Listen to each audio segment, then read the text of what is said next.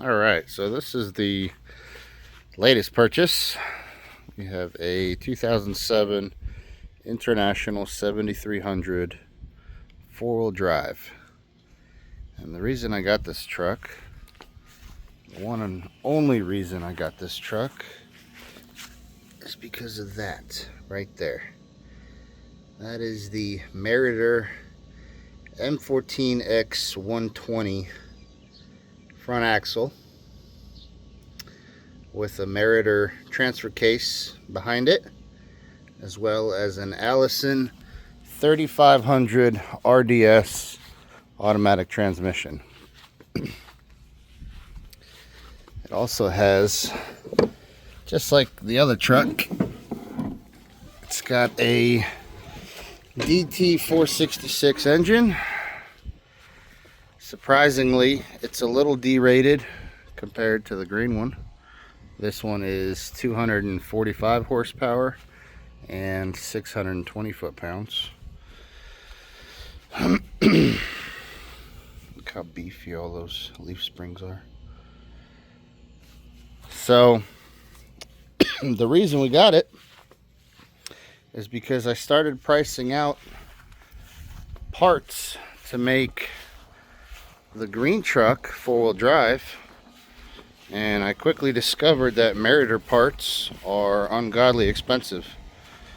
So if you want to get good quality parts, you're looking at just the front axle and the transfer case, you're looking at about $11,000. And that doesn't include your axles, your airlines, your switches, your re-gearing, because naturally nothing's ever plug and play. And what I mean by that is this truck, because it has an Allison, it's got 577 gear ratios. The green truck has 390 final drive gear ratios. So if I put these axles under the green truck, right, to try to make life easy and just move everything over, plug and play, with the one-to-one drive, final drive from that Eaton Fuller 6-speed transmission that's in that thing, it'll have a top speed of 51 miles an hour. So right now it's got a 390 rear end, and with the one-to-one 6-speed Eaton Fuller, it'll do 79 miles an hour at 2,500 RPM, right? Which is acceptable, because when you're doing 2,200 RPM, you're cruising at 70 miles an hour, and that's enough to, go some distance. This has the 3500 RDS, the Rugged Duty series transmission. It is a beefy transmission, and currently it's a 5-speed. However, you can unlock these with a tune, with the TCM reflash, to make it a 6th gear. All the gears and all the hardware is already in the transmission. It just has a software lockout. So currently this is an overdrive transmission with a 0.75 final drive. So with the 577 gears and the 0.75 transmission overdrive, you get about 71 miles an hour. Still pretty respectable, but if you unlock 6th gear, it'll drop it to a 0.65 overdrive ratio, and then you get up into your 80 plus mile an hour. So if I were to do the swap,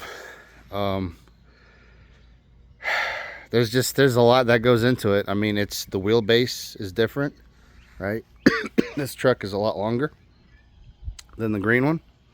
So you're going to be custom fabricating drive shafts. You're going to have those made and balanced. Then you're looking at, the transmission. Do I keep the 6-speed that's in the green truck, or, I do like Broen gears. I would like to keep it a manual. But then again, the automatic, it's a far superior transmission. It's way stronger. That 6-speed in the green one's already maxed out. Its max holding torque clutch disc holding torque is 660 foot-pounds. We're already at that, you know, so I can never turn that up without risking, you know, shearing gears or slipping the clutch.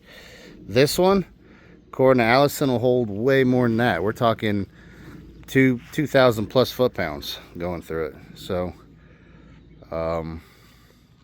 so I'm not sure which way to take it. I'm doing a lot more research and crunching numbers. The easiest way to go about it and the cheapest is to move the front axle over to the green one, re-gear the front to a 390 from the 577 that it is currently, move the transmission as well and make the green one an automatic. That way the front draft shafts, the two draft shafts from the engine to the transfer case and from the transfer case to the front axle will stay the same. And then all I would have to do for that one is make a custom rear draft shaft to account for the shorter length from the transfer case to the rear end. And then another thing we're talking about, so I'm not sure if the frames are the same. I believe they are. The main difference is the leaf springs, the leaf spring hangers on the green truck, they sit under the frame rail. They sit right here. On this 7300, they sit outboard of the frame rail. So as you can see, they hang on the outside of it. So what that does is it gives the truck a much higher stance. So it would raise the green truck by about 4 inches, which the green one's also air ride, right? So I would have to adjust that and then adjust the drivetrain angles. But yeah, there's a lot that's going to go into this. But for the time being, like I said, I came across this truck, just the parts alone, just the four-wheel drive parts. Like I said, 11,000 plus. You're probably looking at 15,000 if you want to source good usable parts with known mileage. I've got less than a third of that in this entire truck, and mind you, everything works. This is an Arizona truck, so the frame is completely rust free. It's a 60-foot bucket truck from a local power company down there. Everything works. There's no leaks in anything except the power steering box. The outriggers work. The bucket goes up 60 feet. There's a $1,300 massive toolbox right there that I'm going to take out and get rid of. It's got a little material handler jib crane up there. So, I mean, even if I part this thing out and just pull the drivetrain out of it, you know, I'm still way ahead. This is a 33 GVW, or 33,000, sorry, GVW truck. So this is a CDL truck. Like I said, everything works. The only issue I have come across, well, it needed batteries, so I put new batteries in it. And it's got a really long crank, even in the hot Texas heat. So what I think is going on is I think it's losing fuel prime. And I think the culprit is that guy right there, the lift pump. I think it's having a hard time drawing the diesel from the tank. Because as you can hear, it'll crank for solid 9 to 10 seconds before it lights off. But once it gets going, it's good to go. See here, 110,000 miles.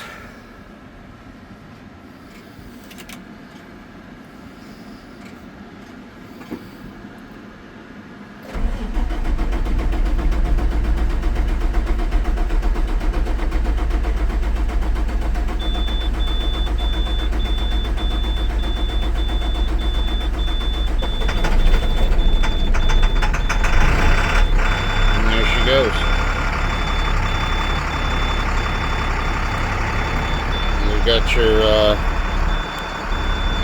Allison. So, like I said, it's a 5-speed for now. Alright. But with software, you can easily make it a 6-speed. You've got your front axle lock, which is air actuated. Obviously, we're building air pressure, so it won't lock it in right now. You got your 2-speed transfer case. You got your PTO, in motion PTO, meaning that you can run the PTO while the truck is going down the road, which is really cool.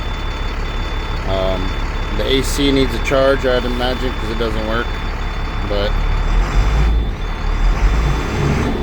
she's a runner.